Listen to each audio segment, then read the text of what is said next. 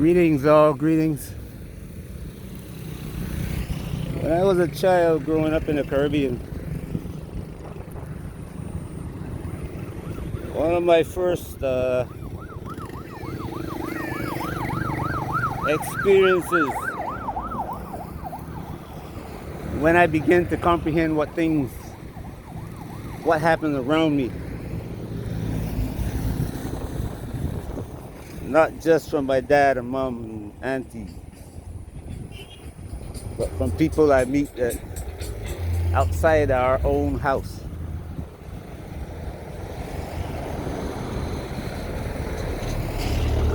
There were some people who came from Lebanon, some came from Pakistan, some came from India, and other places of the world.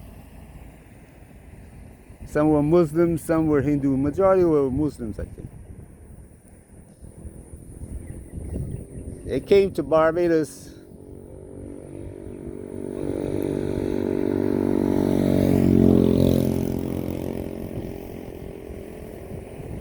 first as what the British call indentured servants. Barbados, Trinidad, Guyana, Jamaica. Those people were the black-skinned people from India or rest of the world, wherever they came from, Pakistan, even black-skinned Lebanese. They didn't call themselves black because it was something that they hated. They didn't want to see themselves as being the same as the African. Even today, some of them, majority of them, don't want to see that. Even though, well, when I say a majority of them, they are people who are gaining knowledge. They're beginning to, the cell phone that they have in their hand is showing them things that they've never seen before. That life outside of where they are not the only people of that color in the world. And there are people in their color in the world who have status. Like they can see Africa, and they can see Africans, and they can see that Africa is ruled by Africans. That's the head of state, let's say, in Africa is African. And the color of the skin is just like theirs. And they're saying, wow.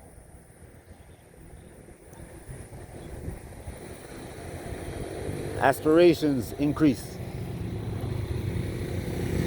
And in India, they're fighting the Indian government. A lot of dying. And the world is saying nothing. Anyway, the world is saying nothing that the Indians, the people who call themselves the Hindus actually, are killing these black people. And you will see that a Dalit was killed. That's what they call them in India, Dalits, or another name that I'm not going to use here because it's equivalent to what they call black people in America and England. But these people came to Barbados because the British would rather hire them than pay the slaves that were working on the plantations. They hired them and then give them land or money after the period of labor is finished. They didn't do that to the African people. But later on, 20, 30, 40 years after slavery and the riots in the Caribbean, well, really can't call them riots. That's what the British and the French and all of them call it. The Americans call it riots. But these people were fighting to be out from under the slave mentality that still existed. Barbados was won in 1937, actually. My granddaddy died in that.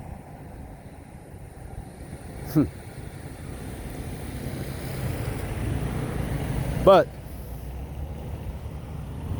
in the 40s and 50s after the war, more of these people came from India.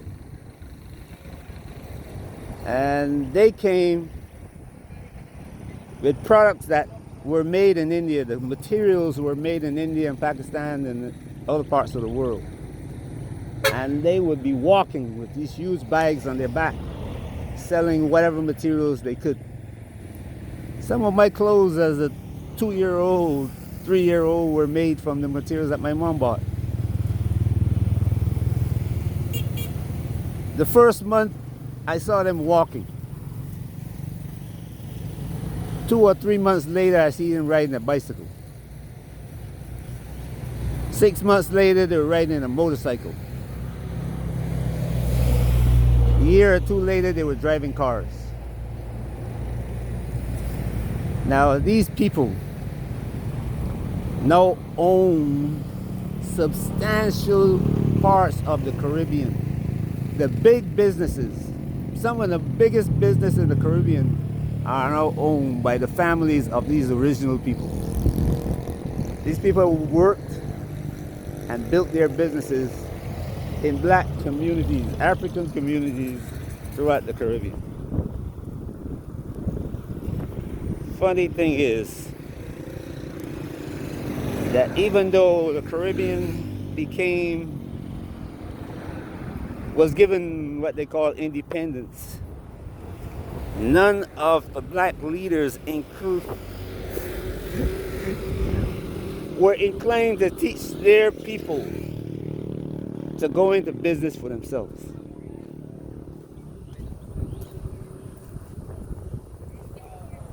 None of them. And the black leaders came from a class that were chosen by the British to rule the Caribbean. They were chosen to rule. And you got some famous ones that wrote books. I mean, books about history today. Eric Williams. Another famous minister in Barbados was Prime Minister Errol Barrow. But these so-called educated blacks didn't teach their children to create anything.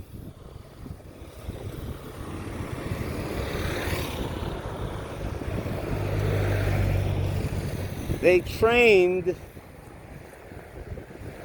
educated their people, sent them off to America, Canada, and Britain, everywhere in the world that needed those educated people. People were engineers and had letters to their name, went to England to work in menial jobs.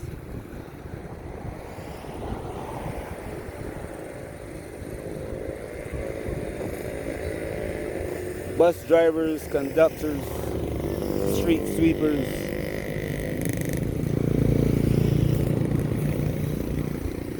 Because these wicked leaders refused to teach their people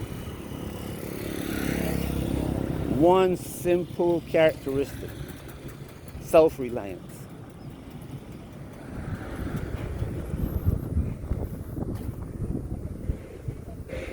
Today, throughout the Caribbean, except maybe Trinidad, now Guyana, and they are built on, one is built on oil, and the other one is coming up being built on oil. The plantations that existed in Guyana, sugarcane and such, like Barbados, is gone, dying. They cut the sugarcane, turn it into sugar, and send it out to the rest of the world. Don't make anything out of it but sugarcane, sugar, or rum.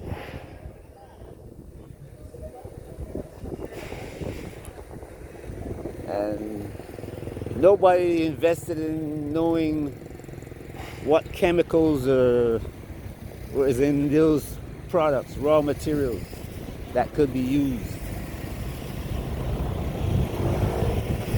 How the sugarcane bark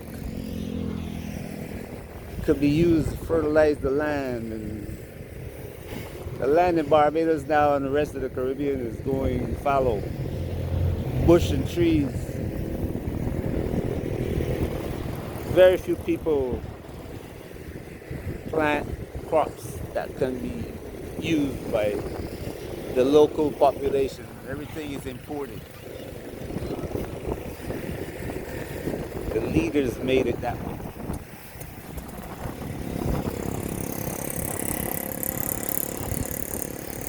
It's sad to see that thing, especially in the country place where I was born.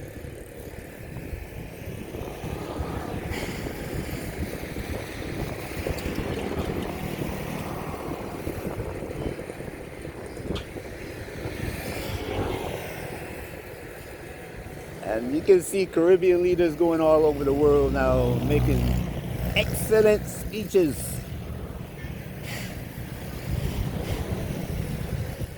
They're chastising the Caucasian for colonialism, asking for reparations, asking to come and invest. But in the meantime, you could do medical research in a room about as big as a 2-car garage.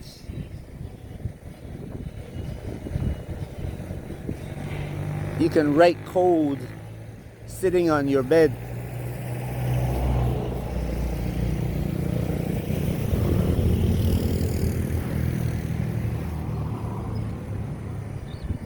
You can do research on biology or almost anything now, and you don't have to have a $1 million facility to do it in. But none of these people in the Caribbean are doing it.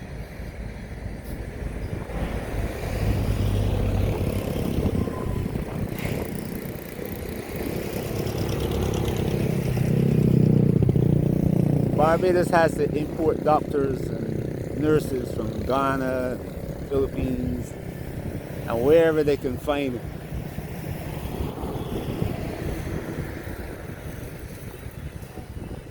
People from Guyana come to Barbados to work.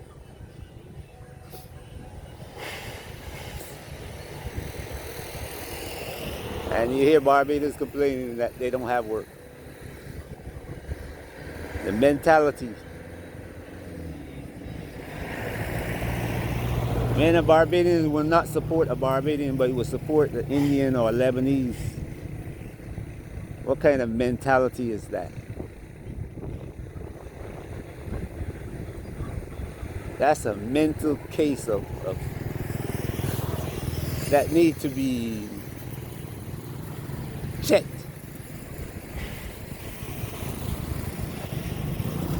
That's an illness, man, that need to be fixed.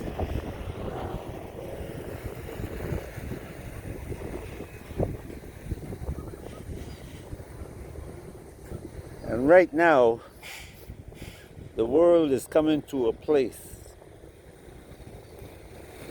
I've been making videos about Africa at the crossroads, but Africans everywhere are dealing with the same issue. There is a confluence of these great rivers.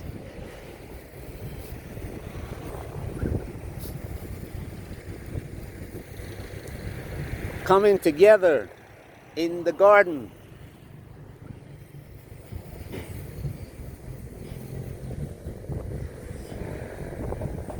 And where they meet, the waters are going to be very turbulent. Survival is going to be built on your knowledge of how to survive, how you were taught to survive.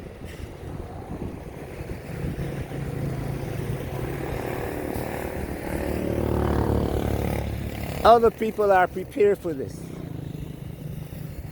They are preparing their people for it.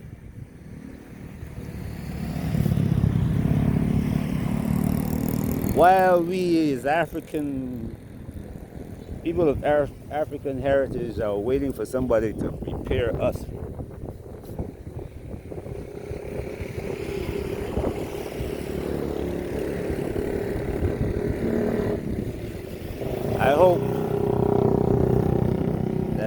However, I'm not making videos for 50,000 people. I'm making videos for maybe 1, 2, 3 people.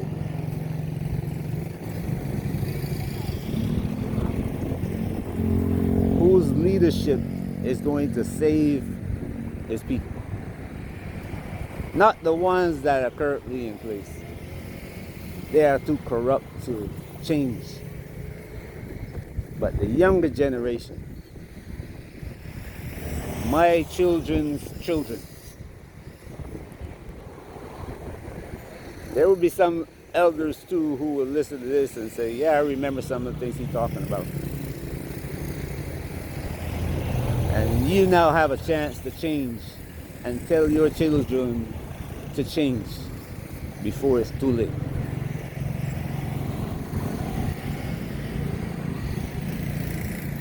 I was looking at an article last night,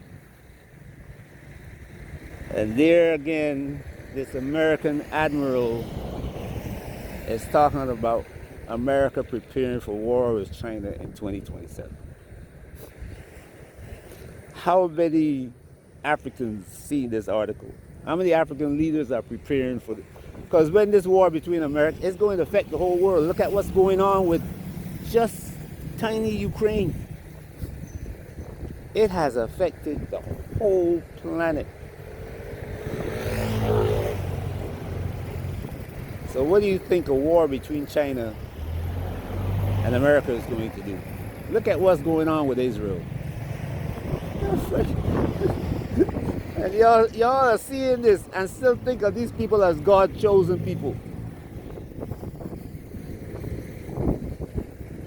Pick up your Bible and read it every morning and think that the Bible is talking about them.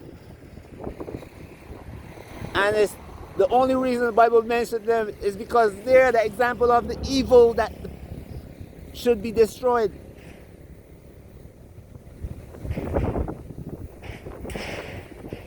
When a man murders a man, in America they execute him. How many murders are taking place in Palestine and nobody said a word? Nobody is doing anything about it except South Africa, really.